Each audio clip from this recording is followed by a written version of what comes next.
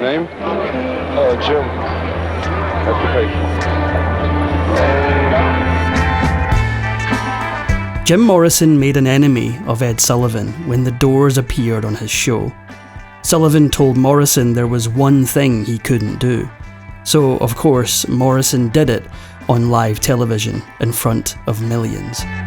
Rock and roll has always had a rebellious heart, but rockstar Jim Morrison was one of the first to push the limits of what audiences would tolerate. And he did it over and over again until his flame burned out bright.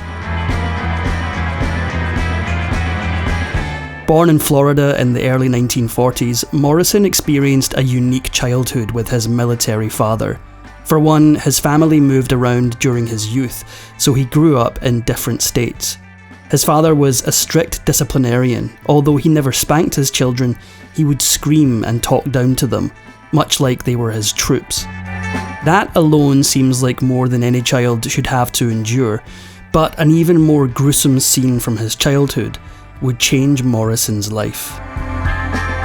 When he was just 4 years old, he witnessed a chilling sight.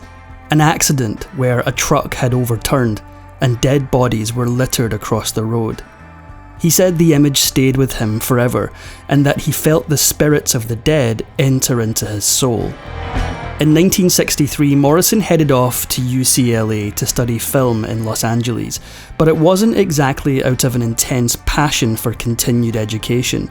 He only did so to dodge getting drafted for Vietnam. Even so, he did take along something, or someone, to help ease his dissatisfaction with higher education.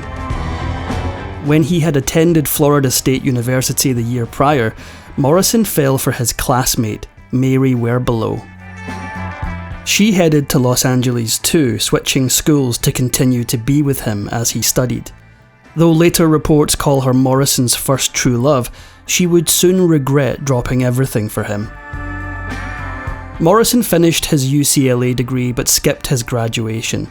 Furthermore, he basically cut off communication with his family once he left school. Instead, he started spending all his time on Venice Beach, and considering what he did while he was there, his parents probably wouldn't have wanted to know anyway. Reportedly, life on the beach consisted of lots of laying around, drinking, and psychedelics. He passed his time writing poetry and music, and that soon put him in the right place at the right time. On Venice Beach, he reconnected with a former UCLA classmate, Ray Manzarek. When Morrison shared his music, Manzarek immediately saw his potential, and the two decided to start a band. They found 2 other members and formed the Doors. That's just about the time Werbelow decided to jump ship. She broke up with Morrison in 1965. Some reports claim she was more interested in pursuing her own career as a go-go dancer than anything else. But Werbelow also didn't care for Morrison's music and didn't think he'd be very successful. Not only did she turn out to be very wrong, but Morrison also moved on from her pretty quickly. While he worked on getting things together with the Doors, he continued his fairly offbeat life, which included partying and playing with the new band. After a gig on the Sunset Strip, he bumped into an art student named Pamela Corson. They started a turbulent relationship, just as his life was about to really blow up. The Doors went from another new band performing at nightclubs to a national sensation in 1967 with their hit single Light My Fire. The song topped the chart for several weeks, and their eponymous debut album rocketed up the album charts as a result, launching Morrison and the band into the spotlight. But the seemingly instant success came with some drawbacks. The Doors released a second album, Strange Days, that same year, which was also a huge success. Now a certified rock star, Morrison doubled down on his bad boy persona. Right before a concert in Connecticut that year, authorities discovered him in a compromising position with a woman in the backstage showers. The officers didn't realise they'd discovered one of the stars about to go on stage and demanded Morrison leave the premises. He gave them some lip and received a face full of mace for his troubles, ultimately delaying the concert. When he finally did hit the stage, Morrison decided to relay the entire story to the audience, but allegedly his version turned out to be a lot more obscene than the actual events. The police didn't like it, and quite literally got on stage to take him away. Once he hit it big, Morrison started shunning his family completely. In fact, he spread multiple rumours to the effect that he had no family, sometimes claiming himself an only child. Later on, he'd allege he wanted to protect them from the ravages of fame, but another sad truth seems like the better explanation. Reportedly, Morrison's father didn't approve of his son's lifestyle from back in his Venice beach days, but even worse, he hated his music. After listening to the first Doors album, he wrote his son a letter insisting Morrison had no talent and should find some other career. That probably stung, but that wasn't Jim's only unstable relationship. He maintained his romantic relationship with Pamela Courson as he quickly rose to fame, and eventually came to call her his cosmic partner. They reportedly maintained an open relationship, and both kept dating around. Morrison built up a reputation for sleeping around, with fans, groupies, and celebrities, including one now infamous romantic liaison with another iconic musician. The details around their relationship remain murky, but Morrison allegedly had an encounter with Janis Joplin on a night infused with much drinking. Afterwards, he publicly insulted her at a party. She promptly cracked him over the head with a glass bottle and called it quits. But that kind of behaviour turned into one of Morrison's calling cards. Many of his lovers allege he showed them two very different personas during their time with him. They called Morrison pretty great to be around when sober, but a total monster when intoxicated. And tragically for him, his consistent drug use started to bleed into the other parts of his life as well. Even as the Doors continued to see success, even moving into international touring, Morrison fell into a downward spiral when it came to his drinking. He started showing up to both recording sessions and live performances under the influence. And things came to a head during a concert in Miami in 1969. As he often did, Morrison reportedly spent most of the day drinking. When the band got to the venue for the night, they found it in questionable condition. The auditorium was hot and without any cooling system, and well over its audience limit. In other words, it was a recipe for disaster. Due to his intoxicated state, Morrison reportedly failed to deliver a good performance, whilst also insulting and provoking the crowd. This seemed to push the already uncomfortable audience over the edge. Mayhem erupted. While pandemonium continued to ensue in the venue, a fan ran on stage and poured a bottle of champagne all over Morrison. In response, he took his shirt off and allegedly encouraged the crowd to do the same. And with that, reports say audience members started getting undressed too. Some claimed that Morrison actually ended up completely nude. Shortly after the incident, authorities officially charged him for revealing himself in public, among several other charges. Months later, he was sentenced to 6 months in jail and a $500 fine. He remained free on bail while his lawyer appealed the decision, but his life changed forever. This situation seemed to shake Morrison out of his self-destructive ways. In the few years since the Doors' first hit single came out, he'd seemed to lose his edge, gaining weight and neglecting his rockstar look.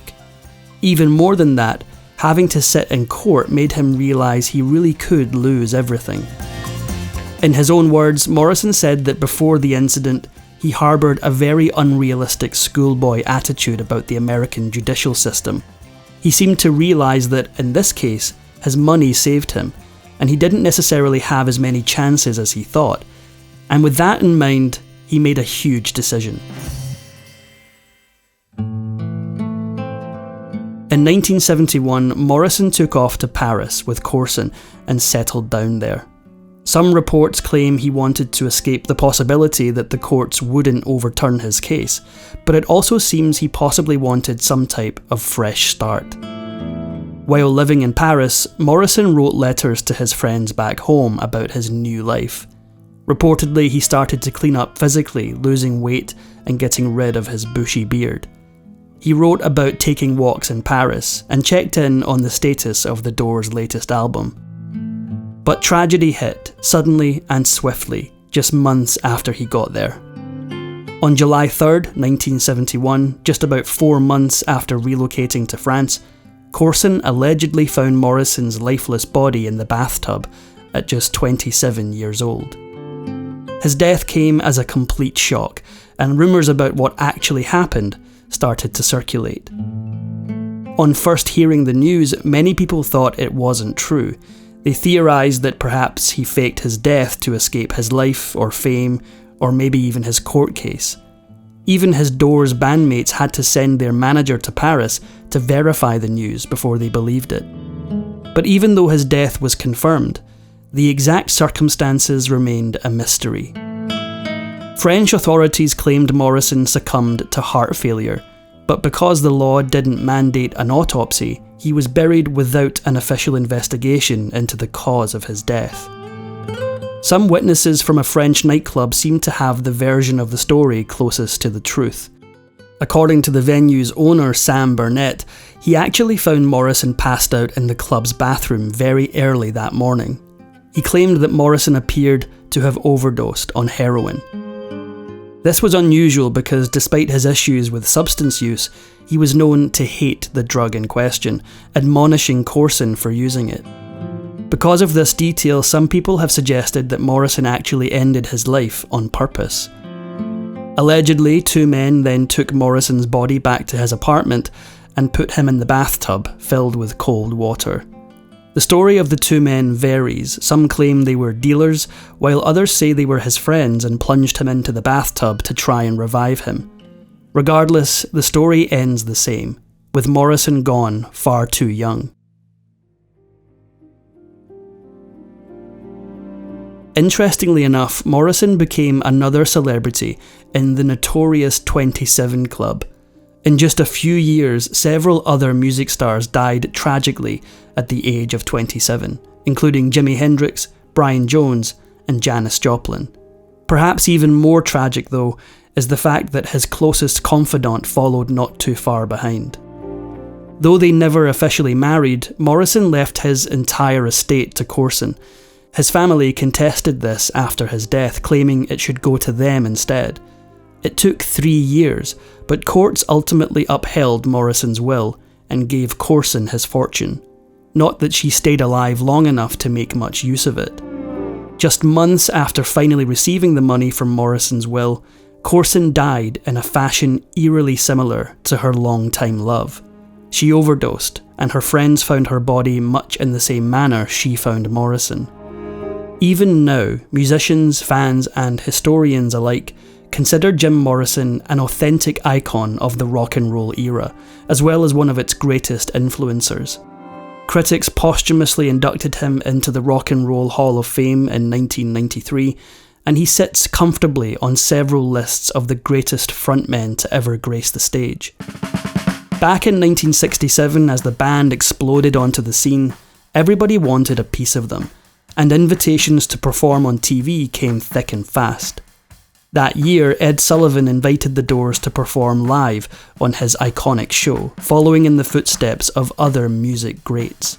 But the producers had one restriction. They wanted the band to change a single word in their hit song, Light My Fire. The original line, "Girl, we couldn't get much higher," was deemed inappropriate for audiences because of its allusion to drug use. The producers asked them to change it to "Girl, we couldn't get much better." It seems innocuous now, but in the 60s on such a widely watched show, the subject of drug use was taboo, especially given Morrison's reputation. The band appeared to agree to the change, but during the live performance, Morrison sang the original lyric. Sullivan didn't take it well. Not only did he cancel 6 future Doors performances that had been scheduled, but he also refused to shake Morrison's hand at the end of the show. Some say Morrison felt nervous and mistakenly sang the original, while others say he did it on purpose. But who knows? It's not like Jim Morrison to be rebellious. If you enjoyed this Factinate video, give it a thumbs up and subscribe for more incredible stories. If you want a say in who we cover next, join our membership programme through the link in the description for exclusive perks. Your support means everything to us. Thanks for watching, and we'll see you in the next one.